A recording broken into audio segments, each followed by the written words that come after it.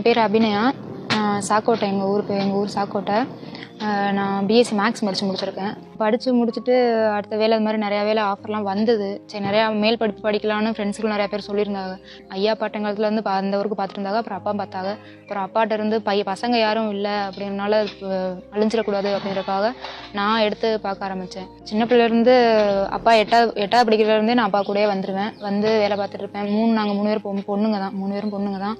நானும் அதனால் அப்பா கூடயே ஆர்வத்தோடு வந்துட்டு ஆரம்பத்தில் வரலை. அதுக்கப்புறம் கொஞ்சம் கொஞ்சம் அப்பா சப்போர்ட்டிங்னால கொஞ்சம் கொஞ்சம் வந்தது.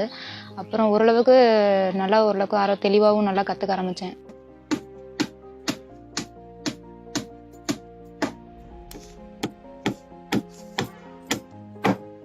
ஆளுகளாம் யாரும் அவ்வளோவா கிடைக்கல.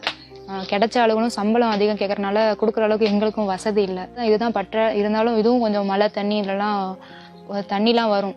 வெயில்லையும் பயங்கரமாக வெக்க அடிக்கும். இது கீத்து மட்டும் தான் போட்டிருக்கோம். அது போடுற கூட வசதி இல்லை. நாங்கள் வாடகை பற்றில் தான் இருக்கோம். அன்னன்னைக்கு வாங்குற சம்பளம் அன்னன்னைக்கே போயிடுது.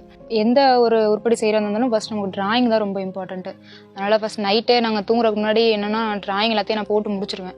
அது முடிக்கல எப்படியும் ஒரு 12 மணியோட சில டைம் ஆகும். ஏன்னா நமக்கு அர்ஜென்ட் ஒர்க்னா முடிச்சே கொடுத்து ஆகணும் இல்லையா. அதனால் நைட்டு ஃபுல்லாக டிராயிங்கை போட்டு முடிச்சுட்டு அதுக்கப்புறமா காலைல வந்துட்டு ட்ரேஸ் எடுத்து நாங்கள் அதுக்கப்புறம் தான் வேலை பார்த்து முடிச்சு ஒரு 10 நாளைக்குள்ள முடிச்சு கொடுத்துறணும்.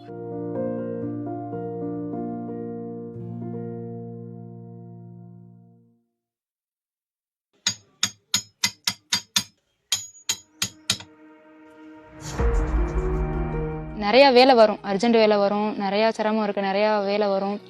அர்ஜென்ட்னால விடிய வேலை பார்ப்போம். நான் முடிச்சு கொடுத்தே ஆகணும். நான் பண்ணிடுவேன், எனக்கு பிரச்சனை இல்லை. இருந்தாலும் அப்பா கஷ்டப்படையில ரொம்ப கஷ்டமாக இருக்கும். அப்பாவுக்காக தான் நான் இந்த வேலையிலே இறங்கினேன். பேசிக்காக நாங்கள் 2 வேலை பார்ப்போம். அதாவது மர சம்மந்தமாக உள்ள எல்லா வேலையுமே பார்ப்போம். பிராஸ் ஒர்க்கு பித்தாளை வேலை சம்மந்தமாகவும் எல்லா வேலையும் பார்ப்போம்.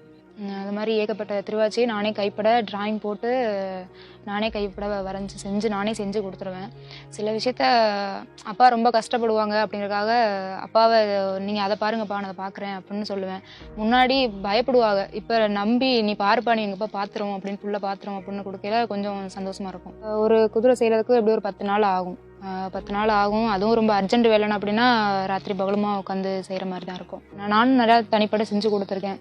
ஓரளவுக்கு அப்பாட்டே இருந்து கற்றுக்கிட்டு தனிப்படையாக செஞ்சு கொடுத்துருக்கேன். ராமேஸ்வரத்தில் இருக்க அரியநாயகன் கோயில், அப்புறம் கண்டனூரில் செல்லாயம் கோயில், இந்த மாதிரி நிறையா கோயிலில் நானே கைப்பட திருவாச்சி செஞ்சு கொடுத்துருக்கேன். ஆஞ்சநேயர் கோயில், ஜெயகொண்டாவில் தேர் வேலை நானே எங்கள் அப்பாவும் தான் பார்த்தோம். இந்த கலை அழிஞ்சு போயிடக்கூடாது, அதனால் மற்றவங்களுக்கும் சொல்லிக் கொடுக்குறதுக்கும் நான் ஆர்வமாக இருக்கேன். அழிஞ்சு போயிடக்கூடாதுங்கிறக்காக தான் இதை முறை நான் கற்றுக்கிட்டேன். ஆண் பெண்கள் அதெல்லாம் பிரச்சனை இல்லை, எல்லாருமே ஒன்று தான்.